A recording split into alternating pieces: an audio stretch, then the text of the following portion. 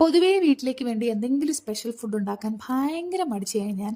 Valentine's day ഒക്കെ വരുമല്ലേ, അപ്പോൾ ഒരു കേക്ക് ഉണ്ടാക്കാമെന്ന് അറിയാതെ എൻ്റെ മനസ്സിലൊന്ന് വിചാരിച്ചു.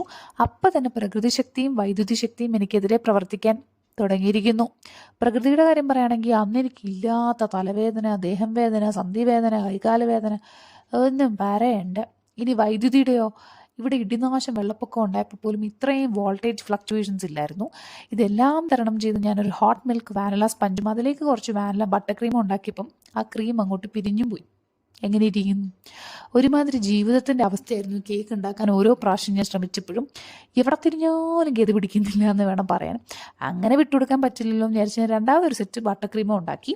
150 ഗ്രാം ബട്ടറും 150 ഗ്രാം ക്രീം ചീസും 1 ടീസ്പൂൺ വാനില എസൻസും 1/2 കപ്പിലേക്ക് 1 ടേബിൾ സ്പൂൺ കുറച്ച് ഐസിങ് ഷുഗറും ചേർത്ത് മിക്സ് ചെയ്തെടുത്തു. പിന്നെ ഈ കേക്ക് ഉണ്ടാക്കാനുള്ളൊരു കാരണം എനിക്ക് തോന്നുന്നു ലോട്ടസ് ബിസ്കോഫ് സ്പ്രെഡ് ആയിരിക്കണം. കാരണം മുമ്പ് ഒരിക്കൽ ഞാനത് മേടിച്ച് എനിക്ക് ഇഷ്ടപ്പെട്ടിട്ടില്ല. എങ്കിലും ഒരു ചാൻസ് കൂടി കൊടുക്കാമെന്ന് വിചാരിച്ച് മേടിച്ചു. ചുമ്മാ അങ്ങ് ബ്രെഡിൽ തേച്ച് തിന്നു കളയാൻ പറ്റും? കേക്കിൽ ഉണ്ടാക്കണമല്ലോ, അതിനുവേണ്ടി മേടിച്ചാണല്ലോ. അങ്ങനെ അതൊക്കെ വെച്ച് ഉണ്ടാക്കിയപ്പോഴാണ് എനിക്കൊരു കാര്യം മനസ്സിലായത്. മാതൃത്വം എനിക്ക് കുറേ സ്ട്രെച്ച് മാർക്സിൻ്റെ കൂടെ കുറച്ച് ക്ഷമയും തന്നിട്ടുണ്ടാവണം. അതുകൊണ്ടാണ് ഈ കേക്ക് ഈ രൂപത്തിലെങ്കിലും എത്തിയത്, അല്ലെങ്കിൽ ഞാൻ കളഞ്ഞിട്ട് പോയേനെ. പിന്നെ ഇത് മുറിച്ചത് എൻ്റെ 2 വാലന്റൈൻസ് ഫോർ ദ ലൈഫാണ്. അപ്പോൾ കേക്ക് സൂപ്പറായിരുന്നു കേട്ടോ. നിങ്ങൾ ട്രൈ ചെയ്ത് നോക്കണേ. ബൈ.